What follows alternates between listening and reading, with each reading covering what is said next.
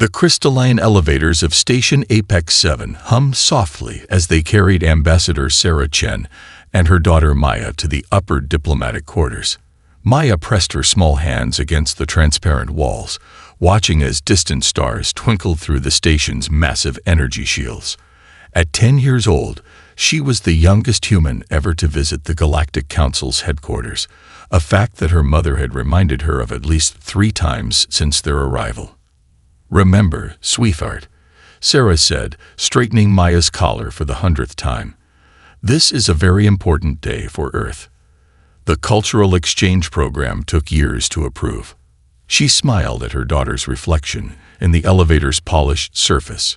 Maya's dark eyes sparkled with the same curiosity that had made her top of her class in xenobiology studies, despite her age. The elevator doors parted with a gentle chime, revealing the sweeping architecture of the diplomatic wing. Towering beings from across the galaxy moved through the corridors with practiced grace.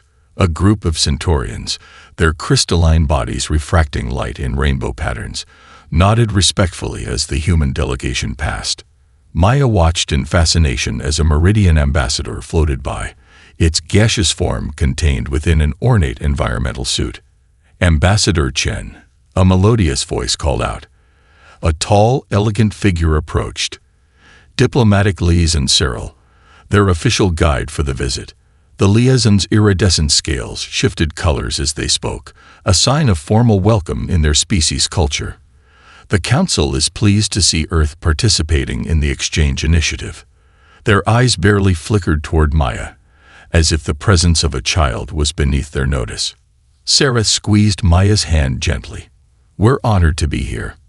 My daughter has been studying Council protocols for months in preparation." The pride in her voice was evident, but Cyril's expression remained neutral. As the adults discussed scheduling details, Maya's attention wandered to a corridor branching off from the main hall. Unlike the other passages, with their flowing organic architecture, this one was stark and angular. A subtle shimmer in the air suggested advanced security measures, though none were visible to the naked eye. Maya knew she should stay close to her mother, but something about that corridor called to her. Perhaps it was the way the light bent strangely around its edges, or the faint hum that seemed to resonate at a frequency just below human hearing. She glanced back at her mother, still deep in conversation with Lise and Cyril. Just a quick look, she thought, taking a few careful steps toward the mysterious passage. The air grew cooler as she approached, and the hum intensified. 20 steps from the main corridor, she noticed strange markings on the walls, not decorative like the rest of the station, but functional. Her hand reached out, fingers trembling with excitement as they neared the unusual surface. The security response was immediate and devastating. There was no warning, no demand to step back, no recognition that the intruder was a child. Later, the Council would claim their automated defense systems were calibrated for maximum efficiency against unauthorized access. They would point to regulations, site protocols, and dismiss the incident as an unfortunate necessity. Sarah Chen's anguished scream echoed through the diplomatic wing, a sound that would haunt the dreams of every being who heard it. She reached her daughter in 3 desperate strides, but it was already too late. Maya's small form lay still, her expression one of surprise rather than fear, as if she couldn't quite believe what had happened. Lise and Cyril's scales had shifted to a deep blue of formal regret. The security protocols are quite clear regarding unauthorized access by lesser species, they said, their tone carrying a note of bureaucratic finality. The Council will, of course, issue a formal statement of regret for this unfortunate incident. In the years that followed, many would point to this moment, not to Maya's death, but to Cyril's dismissive response, as the catalyst that sealed the Council's fate. For in their arrogance, they had forgotten a crucial truth about humanity. A parent's grief could move mountains, but a species' collective rage could reshape galaxies. As emergency protocols activated and alarms blared, no one noticed the small data chip in Maya's pocket, still faithfully recording everything it encountered, including the contents of that forbidden corridor. Her final discovery would prove more significant than anyone could have imagined. The news of Maya Chen's death reached Earth on a quiet Tuesday morning. In the United Earth Defense Council chamber, 30 screens displayed the same footage in perfect synchronization. The assembled leaders watched in silence as a child's curiosity became her final act. When the recording ended, Fleet Admiral Helena Santos stood, her weathered face bearing the weight of decades of preparation. "Motion to activate Protocol Lighthouse," she said, her voice steady despite the tears in her eyes. The vote was unanimous. Throughout the chamber, leaders reached for seemingly ordinary rings on their fingers, pressing hidden mechanisms that required both DNA verification and specific pressure patterns. Deep within Mercury's dark side, in caverns shielded from all known scanning technologies, the first stirrings of humanity's response began. Vast manufacturing complexes, disguised for 20 years as thermal energy collection stations, shed their civilian facades. Teams of engineers who had lived their entire careers under the cover of being solar researchers began warming up engines that had never been logged in any official registry. The Galileo mining operation in the asteroid belt, long dismissed by Council observers as a primitive resource extraction effort, revealed its true nature. The scattered chunks of rock that appeared to be mining debris on Council scans were, in fact, modular components of capital ships. Each piece had been manufactured separately, tested in isolation, and positioned precisely for this moment. Admiral Santos watched from her command center as decades of deception unraveled with practiced precision. "Status report," she ordered, and the responses flowed in from across the solar system. "Luna base reporting. The Council's observation post still shows our regular civilian power signatures. Subsurface fleet is primed and ready. Europa station confirmed. Ice penetration vessels showing green across the board. Council satellites remain focused on our marine biology operations. Mars defense platform activated. Orbital cannons emerging from subterranean silos. Phantom data still feeding to Council monitors." In the 20 years since Earth had joined the Galactic Council, humanity had perfected the art of appearing primitive while preparing for the inevitable betrayal. Every concession to Council authority had been carefully calculated. Every acceptance of their technological superiority had been an opportunity to study and improve upon their designs.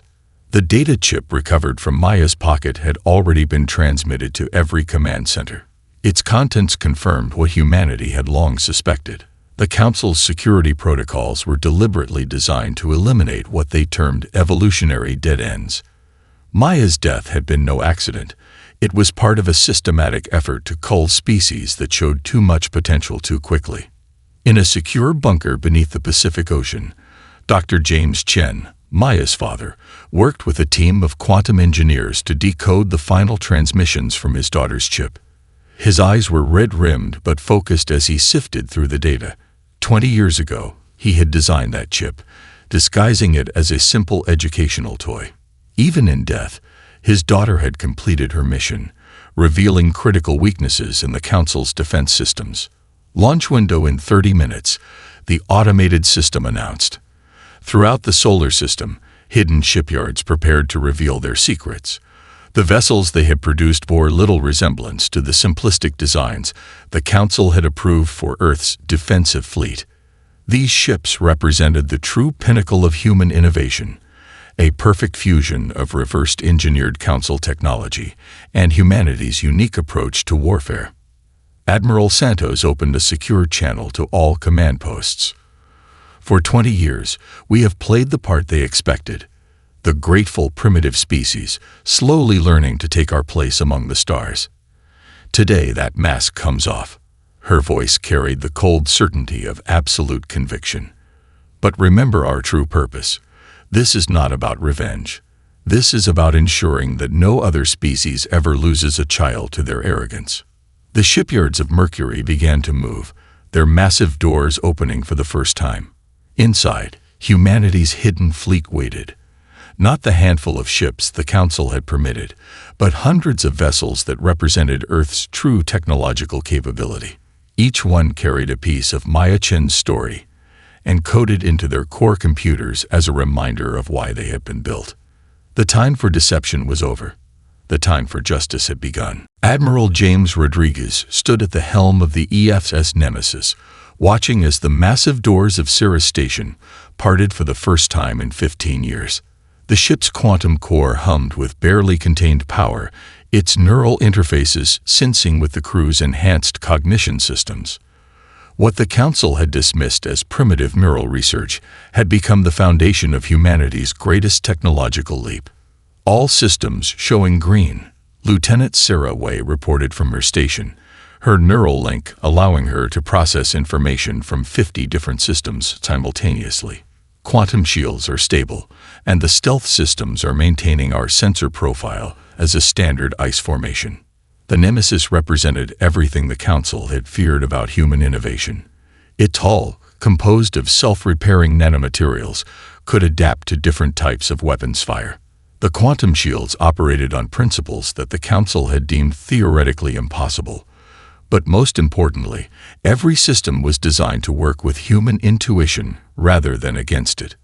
Launch sequence initiated, Rodriguez announced, his voice carrying to every ship hidden throughout the solar system. Remember your training. Remember why we're here. On his command display, a small hologram flickered to life. Maya Chen's last school photo, a reminder of the price of failure. The Nemesis emerged from Ceres like a predator from its den. Its dark hull absorbed nearby light, making it seem like a moving shadow against the asteroid field. Behind it, 5 more ships of the same class emerge, each one representing a different approach to space combat. The Hyperion specialized in electronic warfare, the Perseus in stealth operations, the Orion in heavy assault, the Helios in energy weapons, and the Aurora in rapid deployment. Council monitoring stations are still showing normal readings, Way reported with a grim smile. Their quantum detection arrays are being fed our prepared data streams. They have no idea we're here. Throughout the solar system, similar scenes played out. Beneath the surface of Europa, attack submarines transformed into space-worthy vessels, their designs inspired by deep-sea predators. From Mars's polar ice caps, orbital platforms shed their civilian disguises.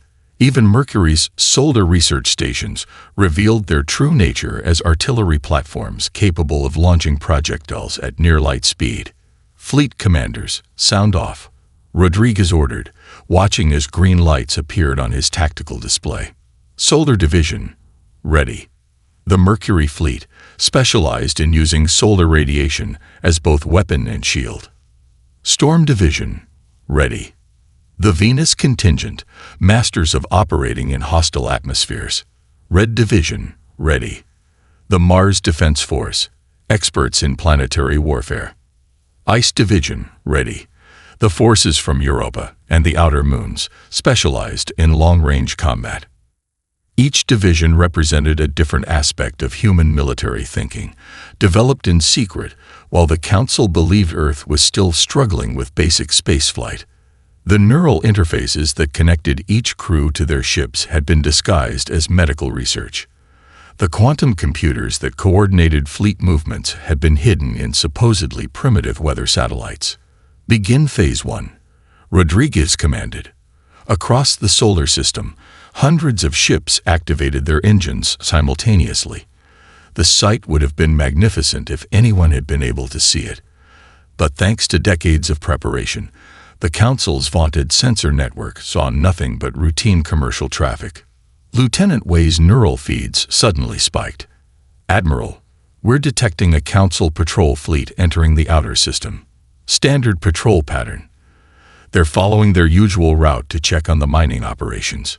Rodriguez allowed himself a small smile. Perfect timing. Let them see exactly what we want them to see.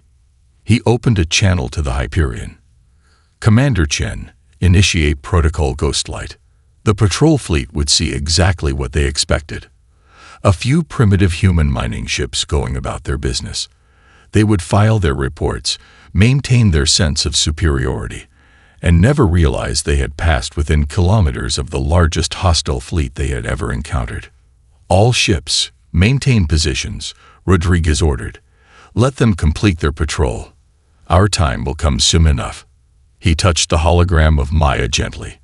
"We're ready now, and they'll never see us coming." The Council's monitoring station Delta 17 registered nothing unusual in its final moments. Its quantum sensors continued to show normal traffic patterns, its defense systems remained in standby mode, and its crew went about their routine duties. They never saw the human fleet approaching through the very sensor gaps they had mandated in Earth's defense network. "Station is in optimal position," Lieutenant Wei reported from the Nemesis's tactical station. "Solar wind interference at maximum. They're effectively blind to approach Vector 7. Admiral Rodriguez nodded, watching as the tactical display showed their fleet moving through the electromagnetic storm like ancient sailing ships navigating treacherous waters. The Council had never considered using solar turbulence as cover. Their ships always waited for optimal conditions before moving. "All ships, execute maneuver Thermopylae," he ordered. The fleet split into 3 groups, each one using a different gravitational signature to mask their approach. The Council's sensors, designed to detect standard engine configurations, remained silent.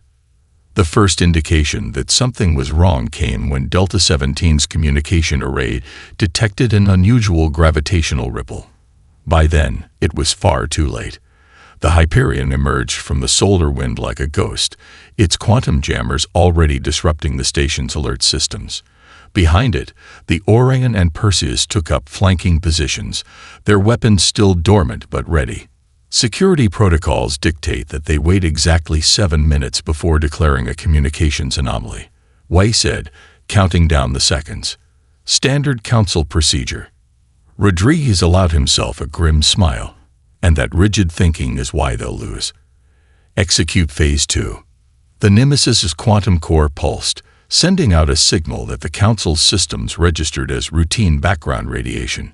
Throughout the station, communication systems began to fail in a cascade of seemingly unrelated technical issues. The Council's much-vaunted automated defenses, designed to react to known threat patterns, remained dormant. "Station shields at 20% and falling," Wei reported. "Their backup systems are activating exactly as predicted, beginning Phase 3. The Orion moved into position, its hull reconfiguring to channel energy from the nearby solar wind. What appeared to be simple armor plates were actually thousands of microreactors, each one collecting and focusing power in ways the Council had dismissed as theoretically impossible. "Message away," Rodriguez announced. The transmission was brief. "This is Admiral Rodriguez of the Earth Defense Fleet. In accordance with Galactic Law Section 7, Paragraph 12, we are exercising our right to respond to acts of aggression against our species. You have 5 minutes to evacuate." The station's commander, a high-ranking Council official, appeared on the main screen.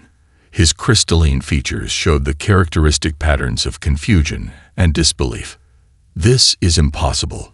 Your species barely has interplanetary capability. Our sensors show no." The transmission cut off as the Hyperion's electronic warfare suite disabled the station's remaining communications. On the tactical display, escape pods began launching from the station's evacuation base. "All civilian personnel clear," Wei confirmed after exactly 5 minutes. Moving to final phase.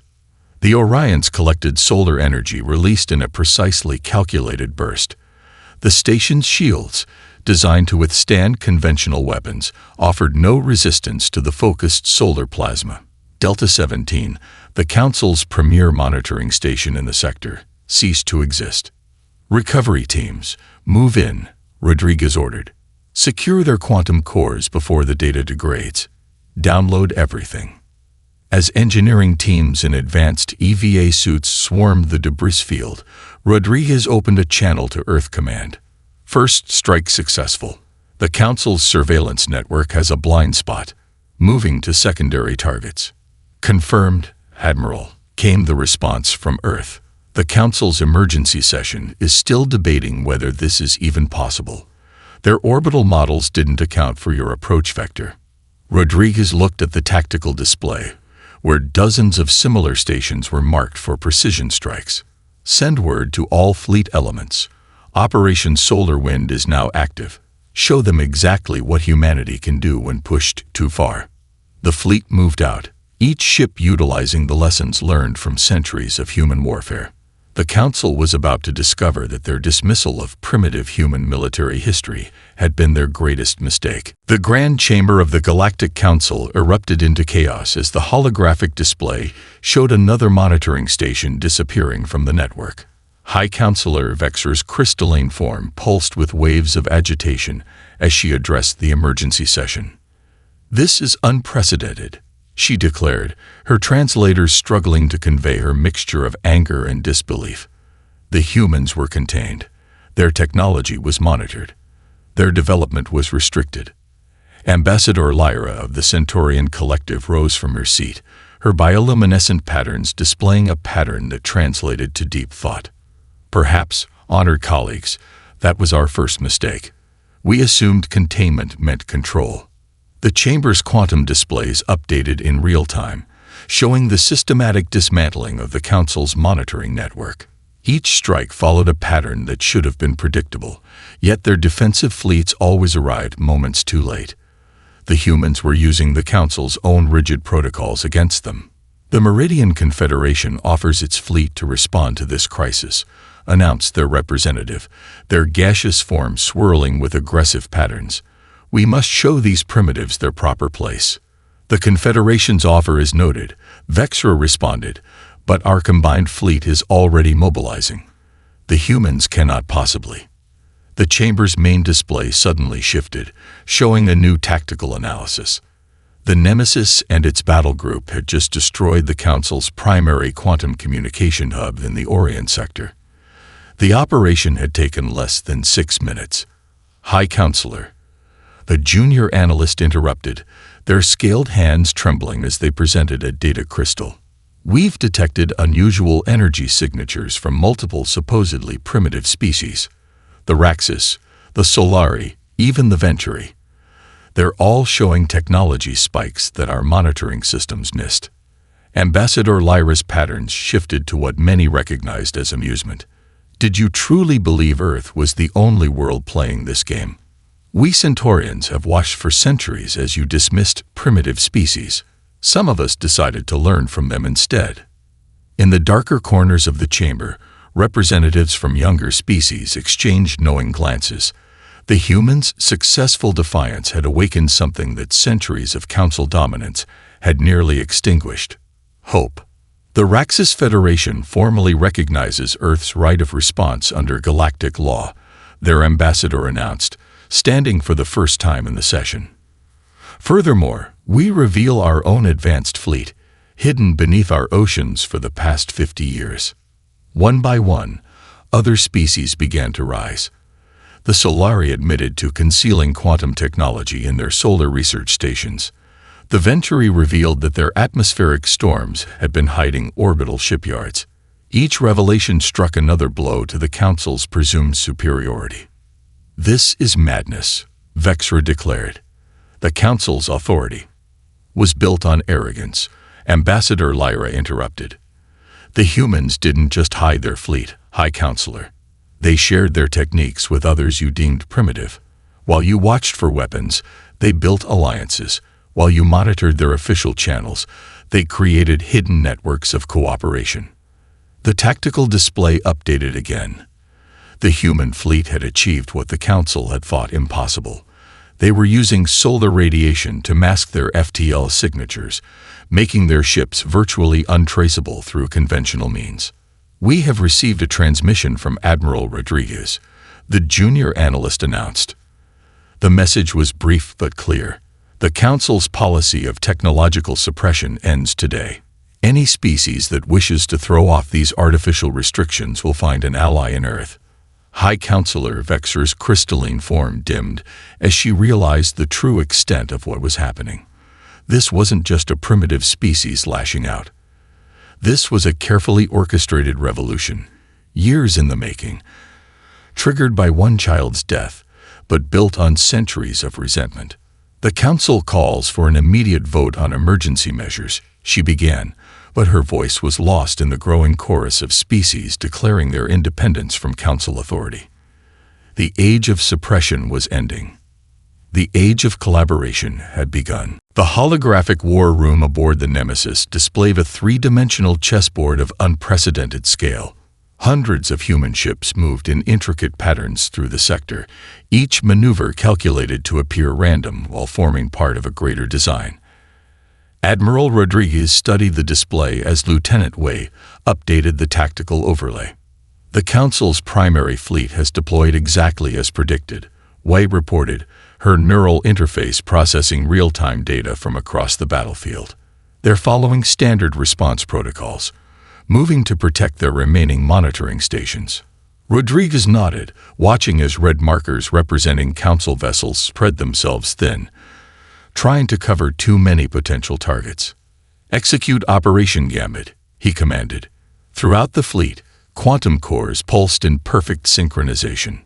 The Hyperion battle group appeared to scatter in disarray, a move that any Council tactician would interpret as a sign of inexperience. The Perseus squadron launched what seemed to be a desperate attack on a heavily defended Council position. The Orion's task force appeared to be retreating from a minor skirmish. Council command is responding, Wei confirmed. They're redirecting their heavy cruisers to pursue the Perseus squadron.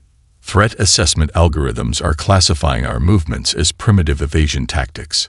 Rodriguez allowed himself a small smile. The Council's military doctrine was built on the assumption that any rational species would follow their carefully optimized protocols. They had never considered that apparent chaos could mask a deeper order. All ships, initiate solar dive, Rodriguez ordered. Across the battlefield, human vessels plunged toward nearby stars, using maneuvers that the Council had deemed suicidal. Council commanders watched in confusion as their targets disappeared into solar interference zones. Solar energy collection at maximum, Wei reported. Council sensors are blind to our power signature. The Raxus fleet is in position for Phase 2. The next stage of the battle unfolded like a master's endgame. Human ships erupted from solar coronas, their hulls charged with electromagnetic energy that overwhelmed Council shields. The Perseus squadron's desperate attack had drawn the Council's most powerful ships away from critical defense points. The Hyperion's scattered formation reformed into a precise attack pattern, striking communication nodes that the Council had fought safely behind their lines. Message from the Solari fleet, Wei announced. Their quantum drives are ready. The Venturi report their atmospheric generators are at full power. Rodriguez opened a fleet-wide channel. All ships, execute Operation Hurricane. It was a strategy inspired by Earth's ancient naval battles, adapted for three-dimensional space warfare. The Solari ships created quantum gravity wells, while the Venturi generators produced artificial solar storms. Together, they formed an electromagnetic maelstrom that human ships had been specifically designed to navigate. Council vessels, built to operate in optimal conditions, found their sophisticated targeting systems rendered useless. Their commanders, trained to follow strict battle doctrine, hesitated as their options fell outside prescribed protocols. The Council flagship is attempting to coordinate a new defense pattern, Wei reported. Their quantum communications are failing under our electronic warfare suite. The battle's true nature became clear as human ships emerged from the electromagnetic storm in perfect formation. What had appeared to be scattered skirmishes was revealed as a carefully choreographed dance, herding Council forces into precisely planned killing zones. Signal the Raxus and Venturi fleets, Rodriguez commanded. Begin final approach. The Allied ships moved with coordination that shocked Council observers. Species they had dismissed as primitive were executing maneuvers that their best tacticians had never imagined. Council battle doctrine is failing, Wei announced with quiet satisfaction. Their fleet commands are contradicting each other. Individual ships are beginning to break formation. Rodriguez studied the tactical display, where the seemingly chaotic movements of the human fleet resolved into a pattern that would have been familiar to any chess grandmaster. They had sacrificed positioning for advantage, traded space for time, and turned their opponent's strength into a critical weakness. "Send word to all Allied ships," he ordered. "The next phase begins on my mark. Show them how primitive species wage war." The quantum core of the captured Council flagship pulsed with dying light as human engineering teams worked to extract its secrets. Dr. James Chen led the data recovery effort personally, his fingers dancing across holographic interfaces as decades of encrypted Council communications came to light. "They knew," he whispered, his voice carrying through the Nemesis's command center. "Maya wasn't the first. They've been doing this for centuries." The display showed file after file of similar security incidents involving children from various species deemed too ambitious by Council standards. Admiral Rodriguez stood at his friend's shoulder, watching as the evidence mounted. "How many?" "Thousands," Chen replied, his hands trembling as he sorted through the data, each one carefully orchestrated to appear as an accident or security protocol. The Raxus lost 37 children in their first contact year alone. The Solari lost dozens to atmospheric contamination incidents. Lieutenant Wei's neural feed suddenly spiked. "Admiral, we're detecting massive data transfers across the Council network. They're trying to purge their records." "Too late," Chen said, a cold satisfaction in his voice.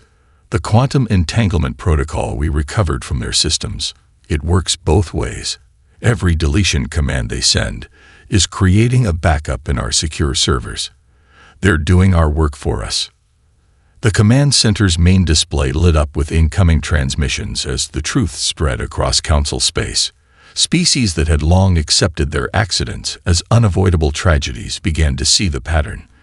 The Council's policy of technological suppression had been enforced not just through laws and restrictions, but through calculated acts of terror against the most vulnerable.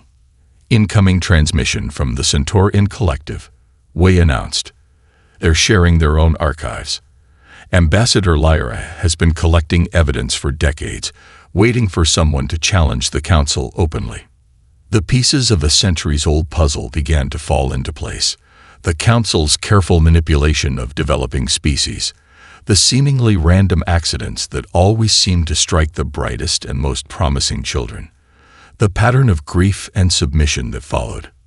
"They believed that fear would keep us in line," Rodriguez said, studying the tactical display where Council forces continued to crumble under the combined fleet's assault. "They never understood that fear has limits. Push too far.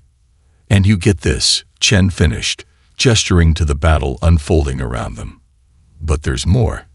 His fingers flew across the interface, bringing up deeper files from the Council's quantum core. The security system that killed Maya. It was specifically calibrated for human biological signatures. They were waiting for something like this to happen. The revelation hit the command center like a physical blow. Maya's death hadn't been a tragic accident or even a standard security response. It had been deliberately planned, another link in a chain of carefully orchestrated atrocities designed to keep lesser species in their place. "Signal all Allied fleets," Rodriguez commanded, his voice tight with controlled anger. "Share everything we found. Let every species see what their benevolent Council really is." The response was immediate and overwhelming. The Raxus fleet, already engaged in battle, redoubled their efforts.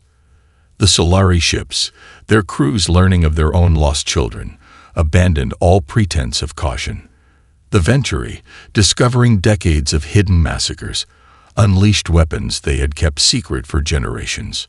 "Multiple Council vessels are powering down their weapons," Wei reported.